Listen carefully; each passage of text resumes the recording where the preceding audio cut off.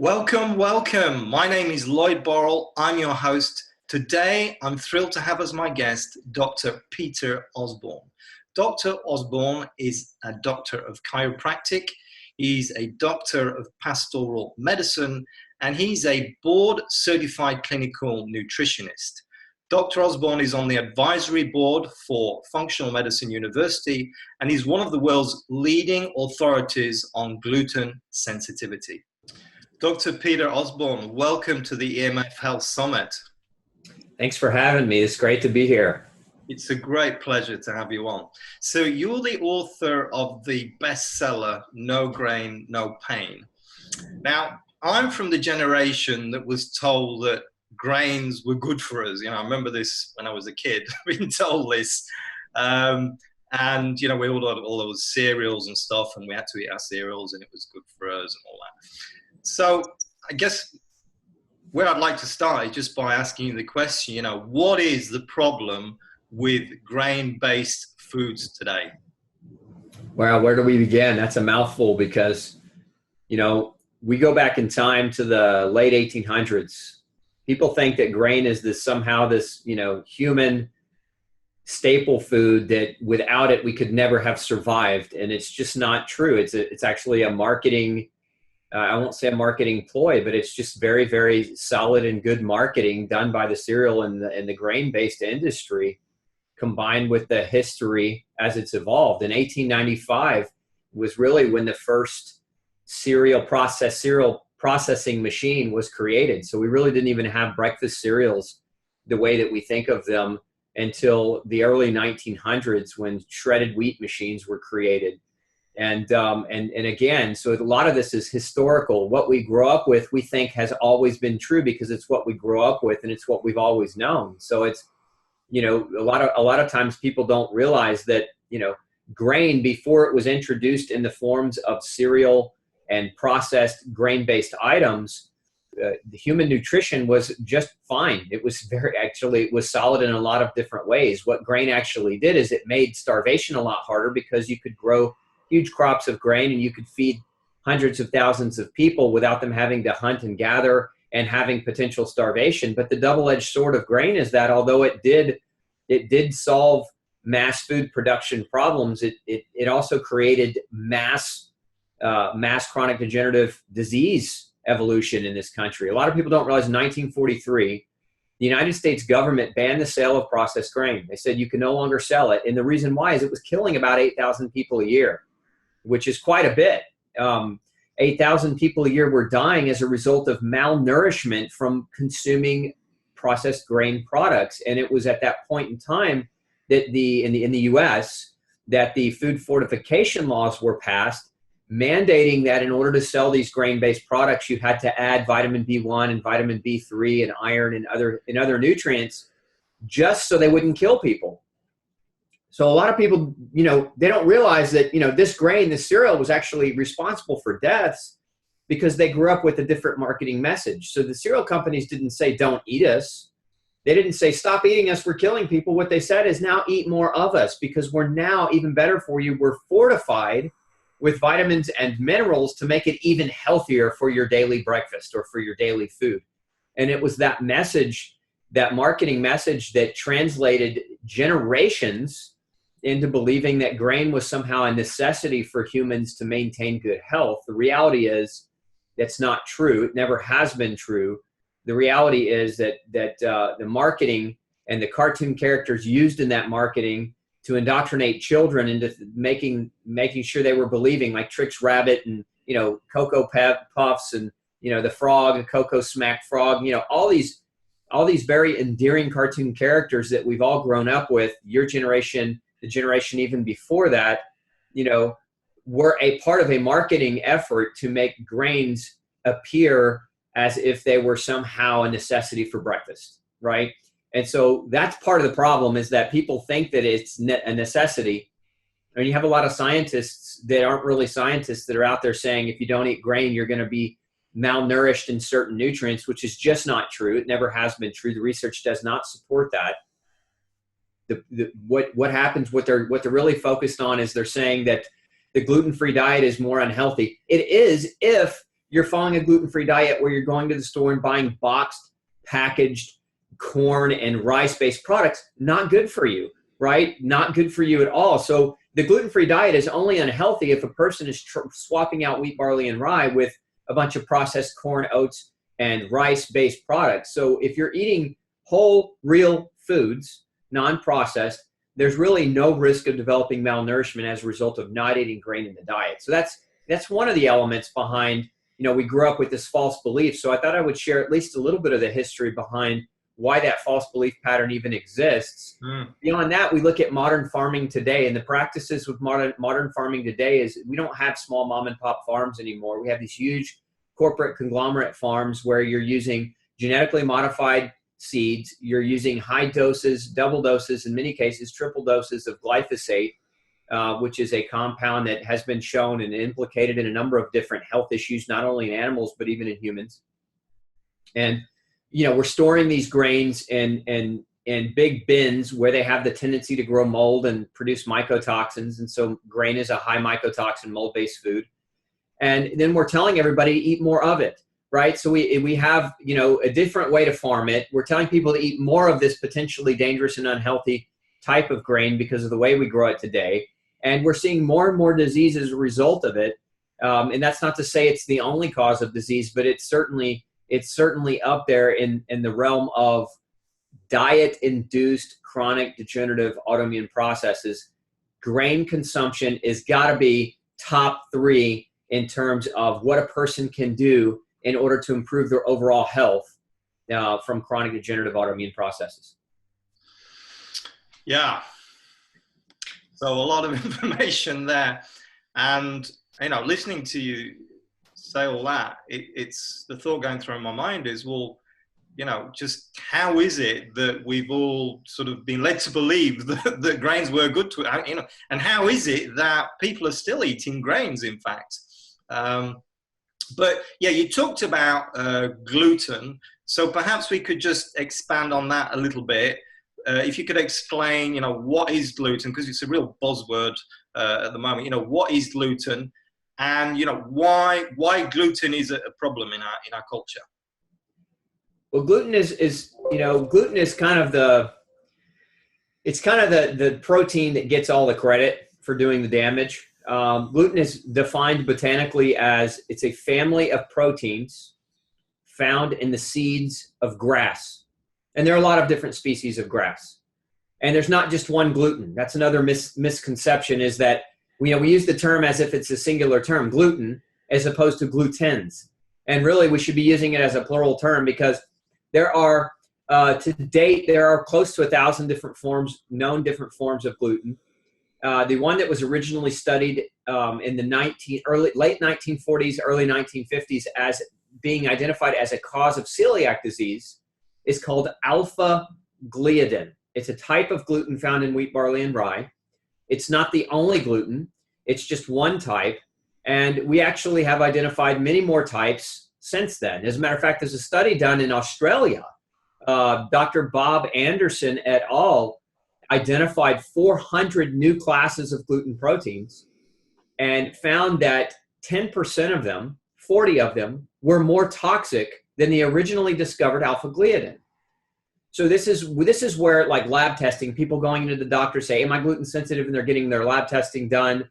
They're getting alpha-gliadin testing done, right? But they're not getting gluten testing done. Gluten testing would be when we don't have a commercial lab that tests every known form of gluten. I mean, the most aggressive lab in the world today only tests for about 13 different forms of gluten. So it's quite limiting. This is why, for gluten testing, I recommend people look at genetic testing, because genetic testing allows you to understand whether or not you have the genetic propensity to react to the family of gluten proteins. So again, backing up, gluten is a family of proteins, not a singular protein. It's a family of proteins found in the seeds of grass. These proteins, their job within the seed is to protect, to preserve, and to feed the embryo, the germ of the seed, so that it can grow new grass. And a lot of people don't realize, but the plant itself, the seed itself, which is the grain, right? it's not designed to be your food. Like Mother Nature, God did not create that seed to be your food. It created it more specifically to help perpetuate its own species, right? And so we've forgotten that lesson, and that when we eat a staple food based out of grain, which is a type of food that's designed to survive digestion, because that grain, it contains not just gluten, but it also contains other proteins, other families of proteins that act as anti-digestives. Basically, some of these proteins have been shown to shut down human digestion because that seed wants to survive your GI tract. It doesn't necessarily want to hurt you, but it wants to survive your GI tract. And part of how it does that is it tells your pancreas to be quiet, to calm down, to not secrete digestive enzymes, so that it can come out in your poop as a whole seed. And the poop acts now as a fertilizer on the ground. So like this is one of the mechanisms of the way grain has evolved to survive, so that the grasses can survive predation, predators, eating it into complete non-existence. So when we think about it just from the common sense perspective, gluten aside, understand what seeds are. They are designed to perpetuate their own species, not to perpetuate the human species. And so it's, again, some people would say, well, there's lots of seeds that we eat. We eat flaxseed, we eat chia seed. What about those? And that's true for those as well. You should never eat seed as a primary staple food in your diet. This is one of the problems with grain, is we make everything out of grain, right? We make pasta out of grain. We make bread out of grain. We make cereal out of grain. We make cereal bars out of grain. We add grain to meats as a filler, right? We do so much with grain that we're constantly being bombarded by a life force that is designed to survive predation.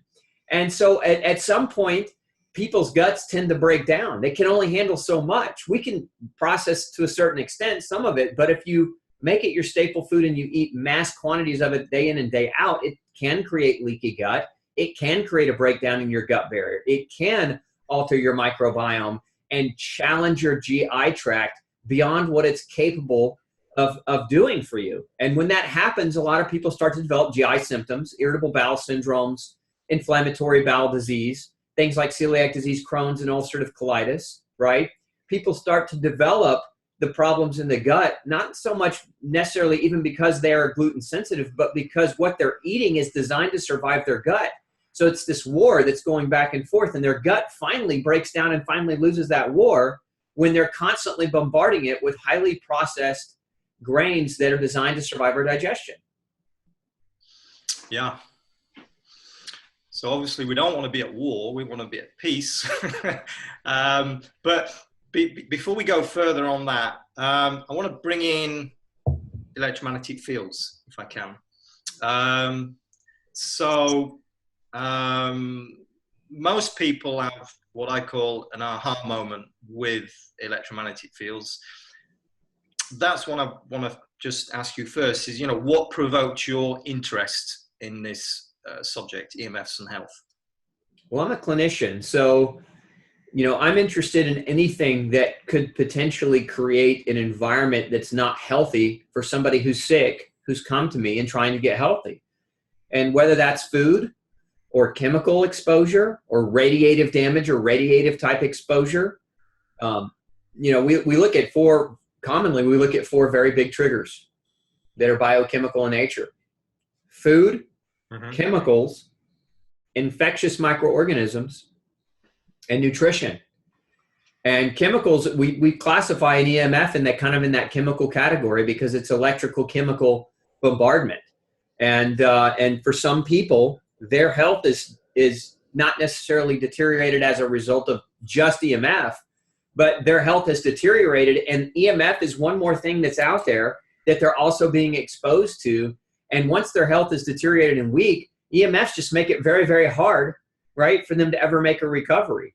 And that's what I see repetitively clinically in many people, is that the EMFs themselves, they're just playing a role as one more thing that's weakening an already weakened host, an already weakened immune system. The other thing that got me really interested in EMFs originally was the fact that there's some studies that have come out that show that EMF proliferates, helps mold grow stronger. And one of the ways that there was some research done that showed that low frequency EMF, which is similar to what we find in a cell phone radiation, actually helps mold cells, budding yeast, proliferate through the process of glycolysis, which is basically, it helps them make energy better. It helps them convert their food energy into applicable energy so that they can proliferate easier. So EMFs basically help mold grow. And many of our chronically sick patients have yeast overgrowth, which is a form of mold. So you get somebody with a yeast overgrowth in their small intestines, and they're being slowly bombarded by electromagnetic frequencies from their laptop sitting in their lap right by their gut, right? And it's just a potential to help proliferate that yeast in their GI tracts. And so that's really where my big interest first began, was just in discovering some of the research that some of the great scientists have put together for us in terms of EMF proliferating mold. So you are getting patients where you are being able to identify that these EMFs are contributing, at least, perhaps not causing, but contributing to their health situation. So my question is, how clear can you be on that EMFs are playing a role? Is it you're looking at the science and you're saying, well, I think that, or are you able to do some actual testing on this? There's no commercial available laboratory testing that says you're EMF poisoned. So I'll be very, very clear on that. When in the type of practice that I have is functional medicine. So those of your audience that don't know what functional medicine is, functional medicine is, it's the art and science of not calling your patient a liar, which is what a lot of doctors do. And what I mean by that is when a patient comes in, it's about developing a relationship and listening to the patient's history and story, doing a proper examination, and doing appropriate objective laboratory testing so that you can come to some type of definitive conclusions as to why that person might be sick, as opposed to coming to a definitive conclusion about what the symptoms the person has. Because a lot of doctors, they talk to a person and it's like, okay, you have fatigue, you have irritable bowel-like symptoms, you're having constipation and intermittent diarrhea, and your skin is inflamed and there's a rash. Okay, so here's a medicine to suppress the rash, and here's a drug to suppress your bowel problems.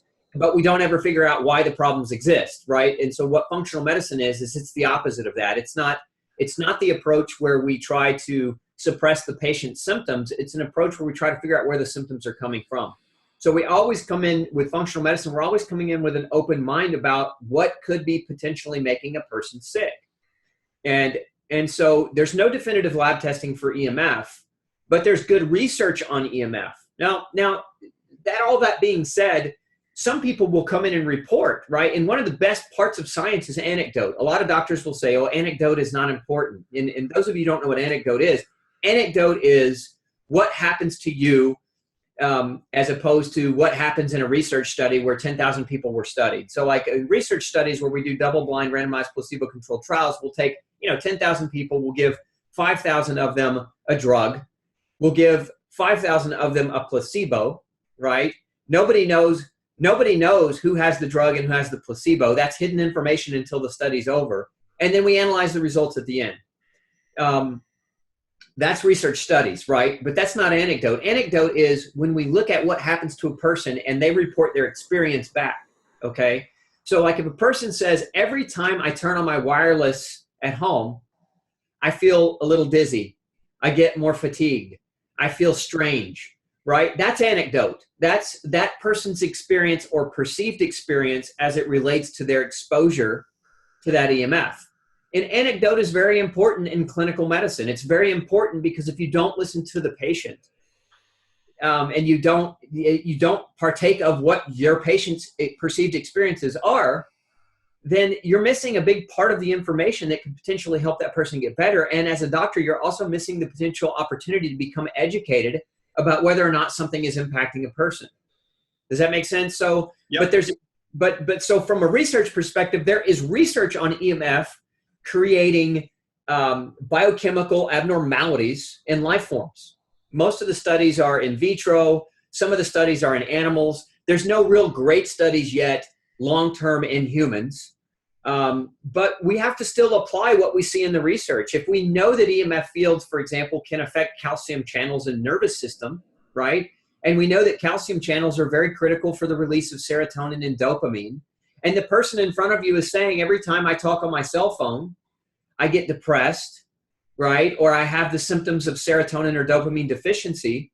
We have to consider that. There's research that supports it, and then there's anecdote as a person is reporting their symptoms directly that supports it. So as a functional medicine doctor, you have to be open to both of those areas, and you have to be versed in both of those areas, both the research as well as the anecdote of what's actually happening within a patient.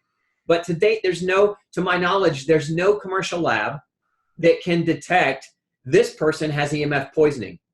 Unless you've got such severe radiative poisoning, like you've been massively exposed to an electromagnetic field, or you've been massively exposed to a radiative damage, like major CT scans where you've got tons of DNA fragmented damage as a result of having, 35 CAT scans in the last 2 years. Like we can document those types of damages, but there's no lab test that can definitively say, yes, this is EMF damage from your wireless connection in your home, or from the wireless connection in your coffee shop, or from the accumulative wireless connections of the people around you. Mm. So you're listening to your patients and you're putting two and two together. And so my question is, to what extent do you perceive that this is a growing problem? You've been doing this a certain number of years. Is this, EMF link, is it getting worse, or is it the same, or how are you seeing this? Well, I'm going to give you an analogy to answer that question. If we look at the last 50, 60 years, okay, I'm going to use food first. Food chemicals, there have been at least 30,000 new chemicals introduced to humans in the last 60 or so years that have been approved without proper long-term safety, okay? And in that same time frame, we've seen an exponential rise in autoimmune disease. Now, some people would say, well, that's correlation, and correlation is not causation. And they're right. Correlation is not causation. But science starts with intelligent thought. And intelligent thought would say that if you're going to subject somebody to 30,000 new chemicals, that there should be some type of at least thought process as to how that could potentially create or contribute to human illness, especially when we see the exponential rise in human illness without any really other known reasons. Because the big things that we've done, the big changes that we've done in the last 60 years, most of those have come from the food supply, or things that are added to the food supply, from vaccination chemicals that are in vaccination that have been added. And if you look at just the last 30 years, we went from like 11 vaccines to 72, right, shots. And that's a lot more chemicals for somebody under the age of 2. So that's that can be a big factor that should be at the forefront of people's minds. And now we have this massive technology increase, right? Where we're seeing, and look, 15 years ago, I didn't have a cell phone, right? I had a pager. And that was pretty much the case for most people. I mean, we didn't have smartphones really start getting developed until about the last 8-9 years, right? I mean, what are we on, version 10 of some of these phones? So, they haven't really become mainstays until about the last 5 years. So what we've seen is an exponential increase in people's exposure to EMF without long-term safety data studies. Most scientists, the studies on electromagnetic fields, the studies on radiation exposure are based on, the safety studies are based on, does that radiation produce enough heat within a biological life form that heat would cause a disruption in that person, right? But there are other aspects to measure beyond production of heat. Heat production, that's like saying we're only going to use one aspect of 1,000 different aspects, and we're going to only say, well, if it doesn't do that, there's no way it can cause harm. It's kind of a presumptive thing to do, especially amongst scientists. And there certainly are a lot of scientists that are out there trying to do more studies on EMF, especially the low frequency, long-term exposure. Because I think we don't have enough data to say, yeah, this is the cause of cancer. This is the cause of this disease. This is the cause of that disease. And I don't think we'll ever have that answer, to be honest with you, because I don't think it's just EMF. I think it's EMF. There's more EMF now than there has ever been. There's more chemicals in the food than there has ever been. There are more people that are going to jobs that they hate and working in environments that are soul crushing to their spirits, right? So we have lots of environmental factors that have changed in the last 50 to 60 years that it's accumulated, and all of these things, when added and combined together, are creating environments that are just not conducive to the health of people. And part of what I try to do in functional medicine, part of what functional medicine doctors try to do, is we try to ascertain, of all those different things, what are those elements that a person can do? What are the things that a person can be empowered to change that can at least move their health in the right direction? So as it relates to EMFs, common sense, you should be turning off your internet connections in the nighttime. You don't need it. You're not using it. Minimize it. Minimize your exposure. You should be turning off your cell phone at night, or at least putting it in like an airplane mode where it's not emitting that frequency. If you can hardwire your house instead of having the wireless, that's a smarter move, right? I mean, we're not going to quit using technology. That's the reality. People are not going to quit using cell phones. They're not going to quit using microwave ovens. They're not going to quit using these things that produce magnetic fields or radiative fields. And to be honest with you, there's a lot of things that create magnetic fields. Crickets create a magnetic field. So again, we don't know in the long term how aggressive or how severe those things impact people, but we do know certain people are more sensitive to it than others, right? And this is where the problem is that a lot of doctors just say, it's not heating you up, therefore it's not creating damage, and they're not taking into account biochemical individuality. There are certain people that are ultra sensitive to EMF. There are some people that can tolerate a lot more. We're all unique and different in our own rights, just like some people are naturally gifted and they can run really fast. Some people are horrible at running fast, but they can run long distances slow, right? Some people can think very quickly and very sharply, whereas some people don't think quite as quickly, but they have other talents or other gifts. Maybe they're very strong, right? So we have different unique gifts and abilities and different unique lacks of gifts, or we could say disadvantages. And EMF susceptibility is definitely one of those that I can say honestly, within practice, we've seen people struggle with. Great information there, Dr. Peter, and some really good tips as well. So I want to ask you also, while I've got you on, about parasites, because I know this is another of your specialities. Can we just address that a little bit? So you're talking, there's all these factors, and clearly parasites are another one. So, what are parasites, and how big a factor is this, and, where are we going? Is it a growing problem again? Kind of, if you talk to most docs, they'll say if you're not in a third world country, you don't have to worry about parasites. Parasites, eggs and worms, right? Basically, for most of the part, the parasites are worms. Some are amoebas, single cell microorganisms. As a general rule of thumb, parasite means that something is inside of you, living off of you, taking from you, but not giving to you, right? So stealing resources from you and potentially creating chemical byproducts that can be inflammatory or damaging to you. So by definition, a parasite is a thief, right? It's somebody that, or something that comes into your body. And people are exposed to parasites all the time through food, through the water.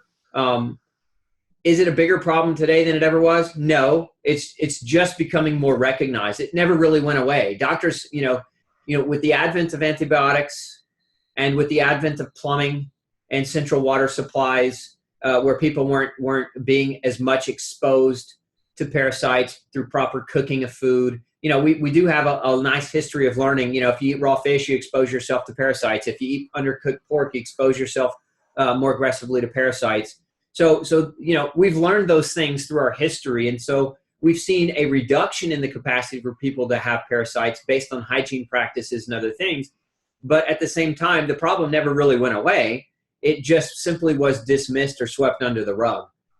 Parasites are still a problem. I think they've been a problem for many people. And what I see is that the people that have a tendency to develop parasites are the ones that either are immunosuppressed, meaning they don't have a strong enough immune system to defend themselves from the exposure to parasites that we all get, because we all get exposure to parasites. People that are taking medications that suppress stomach acid. So people with heartburn, typically they're taking, the Rolaids or the Tums or the Prilosec or the Zantac or the Tagamet or the Nexium, right? The antacid medications. Stomach acid helps kill bacteria and it helps kill parasites before they can colonize your lower GI tract. So when you suppress your stomach acid, you increase your risk of developing infection. So that's that medicine's on the rise, right? Lots of people are using those types of medicines because, and here's how we could tie that into gluten very easily, because many people have what they perceive to be reflux or heartburn as a result of being gluten sensitive. And then they start taking the medications and they're still eating the gluten. So they've never really fixed why the problem was there. They're still eating the gluten, but now they're suppressing stomach acid. The gluten is basically, over time, the gluten causes immune suppression. The stomach acid reduction causes immune suppression. They're still eating. They're exposed to parasites. Now they don't have the immune system to help them deal with that exposure. So the parasite basically is able to grow and proliferate in their intestines and continue to steal. And parasites steal your nutrients. They steal your B vitamins. They steal iron. And this can cause subsequent further deterioration. And so then a person ends up having illness for multiple different reasons. You see what I'm saying? So now you add EMF to that, right? And they're already compromised and they just continue to get sicker and they're just at a huge disadvantage for recovering because, again, most doctors don't look at a person as a whole. They look at a person through these kind of mini blinders. And the GI doctors will say, I can only look at your GI tract, and we're going to look in your GI tract, and we're going to look for parasites, but if we don't find them, we're going to dismiss them.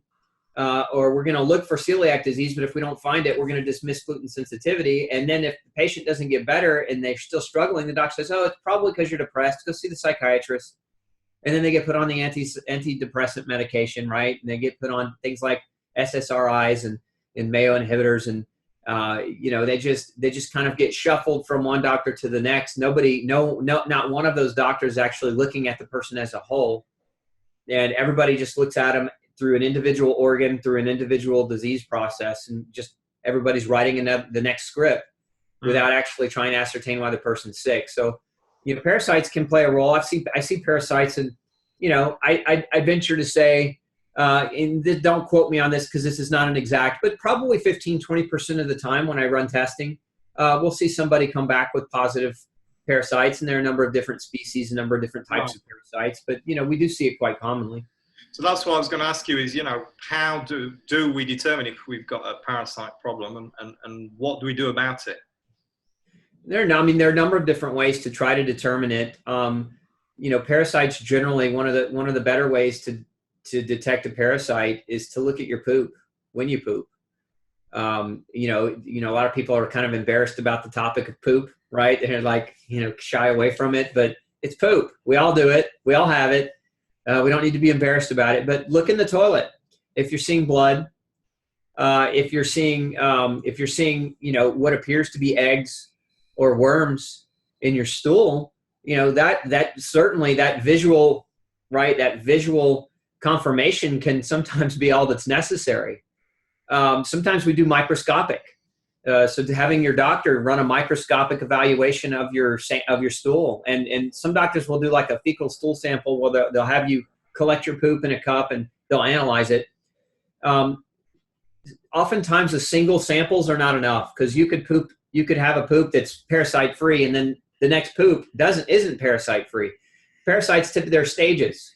They're cyst stages, they're egg stages, they're adult stages, and so sometimes when you're pooping, you might not see those big worms coming out, but other times you might. So doing multiple day samples can sometimes be a more accurate way. If you talk with your doctor about that, I'm certain, if the doc's got common sense and really wants to investigate this, they'll be able to help you with something like that. So microscopic analysis of multiple day samples of stool can oftentimes be a good detection for identifying parasites. And to treat it, because I've had some experience with this, and I use the Dr. Holder Clark protocol, which worked really good for me. But so, what do you recommend? Yeah, the Hilda Clark protocol is great. She was one of the big experts in parasites, and she had a great book. I think that the Cure for All Diseases or the End of All Disease. Don't quote me on the name, but I've read her book, and it was a good book. There are a lot of different herbals, botanicals that are effective. Black walnut hull it can be effective as a pill or as a tincture. Parasites don't tend to like that very well. It tends to want to run them away. I love doing vitamin C flushes as part of the beginning stage of the protocol. Vitamin C flush is where you take 6 grams of vitamin C mixed in 3 ounces of water every 15 minutes on an empty stomach until you have diarrhea. And it creates a flushing response. And vitamin C is a very potent immune system stimulator. So it can help activate your immune cells in your gut so they can fight better, so they can fight the enemy better. So not only can you get a flushing response, and oftentimes you can flush a lot of parasite out when you do a flush, but you also boost your immune system's capacity to fight with the vitamin C. So it kind of is a 1-2 punch in that regard. And for some people with parasites, you can do vitamin C flushes once a week. And flushing out the gut using things like black walnut, berberine it can have anti-parasitic properties, uva ursi. There are a number of different botanicals and herbs that can be used that can also be effective. So in terms of, I'd like to move on to solutions more generally now. And so are we saying no grains at all here? In terms of nutrition?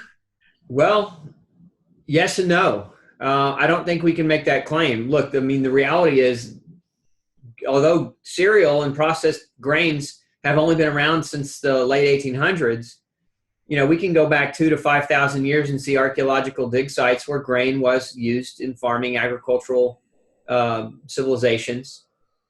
We do see evidence that where grain was used, there's evidence of osteoporosis and evidence of celiac disease. It goes back as far back as 2000 BC, where we have kind of the first known writings on celiac disease. That being said, I think the bigger question is, we see so many people going gluten-free today, going grain-free today because they feel bad. And when they go grain-free, they feel better. So I think the fundamental question that we have to ask as scientists, and I say as scientists because I don't think we can draw any definitive conclusion at this point. There's just not enough evidence one way or the other. My experience as a clinician is that grain-free for people with chronic autoimmune disease, they need to be grain-free, period. Because with chronic autoimmune disease, the grain tends to stimulate the immune system into that process perpetuating. But does that mean that the whole world needs to be grain-free? I don't think we can come to that conclusion, even though I'm known for being the guy who's going to take people grain-free. I wrote No Grain, No Pain. Honestly, I like to test people. I don't like to guess. Everybody's different. Again, going back to the number one factor in all of this is everyone is different, and not everyone's diet is the right diet for everyone else, right? There's a phrase, and it's not my phrase. The famous Nobel Prize winning biochemist Roger Williams wrote a book in the 50s called Biochemical Individuality, meaning everybody's different. Yeah. And, we have all these labs that a lot of doctors order that are measuring ranges of different chemicals and parameters in the bloodstream. And when I read this book in undergraduate school. For me, it was really a life changer because it made me think of what normal really is. When we say this is the normal range, normal based on who? Because the study that you did to calculate those ranges, low and high, I was not included in that data. So how can you put me in the data with these other people? You can say that I should fall somewhere within that realm, but how is that my norm? 100 and especially when we take those ranges and we create those ranges in science, we typically throw out the top and the bottom 2.5% to 5% of data. We call that outlying data, and we throw it away. So the people that are really outliers, we throw their data away and we don't even use it to calculate the norms. Mm. So going back to your question, should everybody be gluten sensitive or should everybody be gluten free? Test, because some people are gluten sensitive and some people are not, right? So the number one thing that we can do is isolate and identify what our unique biochemistry is and what our uniqueness is, our biochemical individuality. So to answer the question of whether or not a person should be gluten free, I do genetic testing to discern whether or not they have the genes that are going to predispose them to creating an inflammatory response when they get exposure to gluten. And if they have those genes, then we justify diet change. If they don't have those genes, we may still be grain-free for different reasons. Mm. It has nothing to do with gluten. Meaning that I test for gluten sensitivity because I want to know whether I need to change their diet for the rest of their life. But the person could be reacting to grain for a different reason, right? Going back to what are some of the factors and parameters that are found in grain that are also linked to chronic degenerative autoimmune processes. One of them is glyphosate. So for some people that aren't gluten sensitive, for them, it might just be organic, right? Or organic, sprouted, fermented. And they may be able to tolerate that just fine. They may not have a gluten sensitivity. They may just be reactive to the pesticide. For some people, it's about the mold and the mycotoxins within the grain. So for them, avoiding it while they're sick allows them to have a better recovery, because mold and mycotoxins cause immunosuppression and can keep a person sick. For some people, the other things in the grain, one of the things about grain is its high level of omega-6 fatty acids. So a lot of people that are using grain as a staple food, they have all this omega-6 fatty acid coming in, and they have no counterbalance effect to that. Omega-6 is a pro-inflammatory fat. Now, to be clear, inflammation is not bad. Yeah. But if you have too much inflammation, if you have too much fat that supports and promotes that inflammation, it makes it harder to heal. So for some people, eating grain as a staple food causes a skewance in their omega-6 to omega-3 fatty acid ratio that promotes inflammation. And if they're already inflamed because of other diet and lifestyle choices that they've been making, eating grain can pose a problem in their recovery. So it depends on the person. It depends on what they're reactive to. It depends on where their diet is. Again, for me, I'm a big tester. Test, don't guess, because everybody's different. You can test for gluten sensitivity. You can test for nutritional deficiencies. You can test for food allergies and food responses. You can test omega-3 and omega-6 fatty acid ratios. You can test vitamin and mineral deficiencies. You can test for parasites. You can test for yeast overgrowth. You can test the microbiome. You can test all of these things that we know play a major contributing role to chronic illness, so that we don't have to just say everybody gets the same protocol regardless of who they are because we're guessing about it. I think that's, fundamentally a person that's out there listening to this, if you don't have a doctor, like a good functional medicine doctor that you can trust or that you can go to, you're doing it alone, and you're struggling to figure it out, find a good functional medicine doctor, because you can get the right testing, and I've seen patients that said, I've been struggling 10 or 15 or 20 years. I'm like, why were you struggling? Because I couldn't trust my other doctor. They wouldn't do it. And I couldn't find a doctor who would do this kind of thing. Look, functional medicine is becoming more and more popular because more and more people are hearing about it. Now, that being said, still we have more sick people than we have enough functional medicine doctors to care for. But I would just encourage your audience, if you're struggling, if you've tried it yourself and you're still struggling, you've got to find a qualified functional medicine doctor to help guide you, because you could shave years off of your illness if you have the right guidance. Yeah. So there's no black and white. There's no one way no one solution. And as you say, test, not guess. I'd like to ask you about, nutrition in terms of making us more resilient to EMFs. Absolutely. Well, what is EMF? It's radiation. As in a nutshell, it's radiation, right? It's light waves at different frequencies that can create a bioelectrical, chemical, physical effect. And if we look at what we know about big radiation, big doses of radiation, the studies that have been done, for example, on sunburns, which is sunshine, UV is a form of radiation too, right? X-rays, a form of radiation. Getting up in an airplane, you're being exposed to more radiation, right? There's all these different areas where we can have greater degrees of exposure to radiation. So what can we do to protect ourselves nutritionally to optimize our body's ability to combat radiative damage? Okay, the best thing that you can do is make sure that your antioxidant function is strong, right? There are a couple different antioxidant pathways. One is called NRF2. There's superoxide dismutase is another type of antioxidant pathway. Glutathione is an antioxidant pathway. These are pathways, if we optimize our body's capacity for these pathways to work, these pathways are the pathways that protect us from this damage. We've actually done studies in humans and in animals where animals and humans are more susceptible to sunburn when they're eating junk food, right? No, think about it. I mean, when they're eating junk food, they burn easier. And when they're not eating junk food and they're eating foods that are rich in proanthocyanidins and other forms of plant chemicals that protect from radiative damage, they don't burn as easy. Okay, so part of how we learned this was the original studies that were actually done on the space station in mice, where we were exposing mice to solar radiation, and we exposed two different groups of mice. We took one group of mice and we gave them just a basic sugar water, and we found that they developed cancer when being exposed to the solar radiation. And the group that we fed blueberries and strawberries to didn't develop cancer. So ultimately, translated, think of how the seasons protect us from, and I'm using solar radiation here as the example. In the summertime, what's available to eat? We got lots of fruit with the bright, vivid colors. We get cherries and blueberries and raspberries and blackberries, dewberries.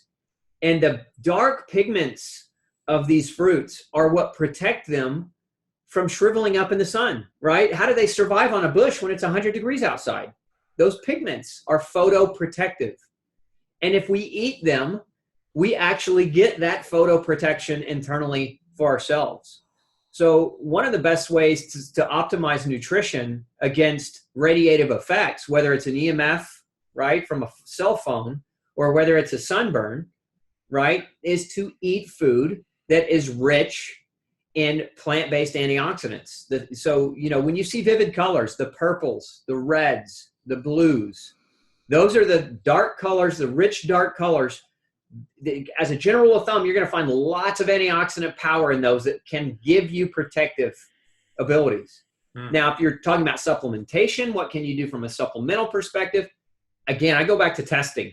I test people all the time. We measure their vitamin A, their vitamin D, their vitamin E. These are antioxidants. Their selenium levels, their vitamin C level, their zinc, their copper. These are all antioxidants. They all help your antioxidant systems function. If you're deficient in these essential nutrients, your antioxidant systems are not going to function as well. So you can actually test them and then target supplement what you need, as opposed to going to the health food store and buying, 20 bottles of stuff because, you look at all the different products that are available out there. They are all helpful in some way. The question is whether or not they're helpful for you as a unique person, right? Do you need to be taking 20 bottles, or could you suffice with just 2 because your diet and your nutrition takes care of the rest? So diet and nutrition are primary. We have to eat good food. There's what I call the cardinal rule of nutrition. You can't get healthy eating food that's not healthy, right? And the litmus test is you ask yourself the question, look, if I'm holding a candy bar, I ask myself, is this healthy or not healthy? Well, if the answer is not healthy, put it down. It's not serving you. It's not taking care of your temple. It's destroying your temple. And so, you've got to be honest with yourself first. Eat food that's healthy. Eat real food by being honest with yourself. And that will give you a lot of protection, because the reality is there's so much that nature has created that's for us, that if we eat, we can take advantage of. And then secondarily, we can do targeted supplementation if we do the right kinds of tests to ascertain what it is that we need. Lots of people use turmeric. Lots of people use ginger. Lots of people use chlorophyll. Lots of people use different types of algae. And lots of people use activated charcoal as a binding agent to remove toxins. And lots of people use multivitamins and high-dose vitamin C and high-dose nutrients. But again, it always is going to boil down to what is it that the person actually needs, combined with what is the lifestyle of the person and their risk of exposures based on their lifestyle.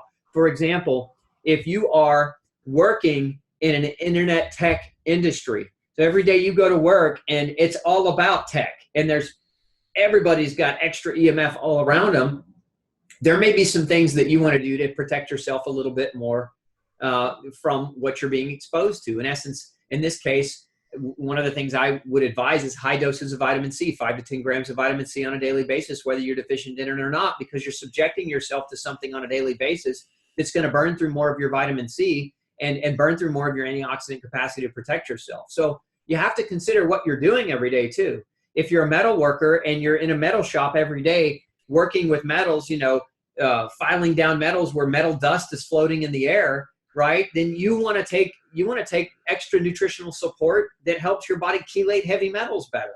If you're working in an environment where you're a lifeguard and you're outside every day and exposed to solar radiation on a daily basis, you certainly want to take advantage of the plant family of antioxidants called proanthocyanins, because these are going to give you great protection from that extra radiation that you're getting on a regular basis. If you have exposures that you can control, in essence, if you're putting yourself at risk in a needless way, like you're exposing yourself to environmental factors that you don't need to expose yourself to and that you could limit the exposure, then take intelligent action to do so. For example, if you're drinking the city's municipal water right out of the tap, right, and that water's got fluoride and chlorine and other things in it, then protect yourself by putting a filter on that water, right? So there, again, there are certain things that we can do to overall to protect our bodies from what we do every day based on what we do. And everybody, what they do is different, right? So think about what it is that you're doing on a daily basis and how it is that you can minimize your risk, minimize your exposure, eat better to offer more protection to what it is that you do, and potentially supplement accordingly. Yeah. Well, just so much information there you've shown. The time's really flown by. We're coming to the end. And it really does sound like, when I'm listening to it, it's common sense. A lot of it, it's just like, well, if you're doing this job, then you've got these exposures, then you need to do this. And it's common sense. And at the same time, it's probably not all that obvious to everybody what you should be doing, hence the reason to go see a functional medicine doctor. So I just want to ask you if you've any last comments or observations before we close today. I would just simply say, any of you that are listening that are struggling, you're already doing the right thing by participating in a summit like this one. I mean, this is how you begin your journey of recovery, is you get educated, right? Education is the key foundation. God gave us all a brain, and it's whether or not we choose or we don't choose to use it. But educate yourself first. And then when you're educated, when you at least have a premise of education or backdrop, you then can ask better questions. Right? You can ask better questions, smarter questions, get better answers, get better outcomes. So starting with an education, very important. And then secondary to that, continue your process of education by connecting with a mentor. And I like mentors in my own life. I've got mentors myself. Even at the level of education that I'm at, I still have mentors. I still have people that I call on when I have, tougher challenges or tougher questions.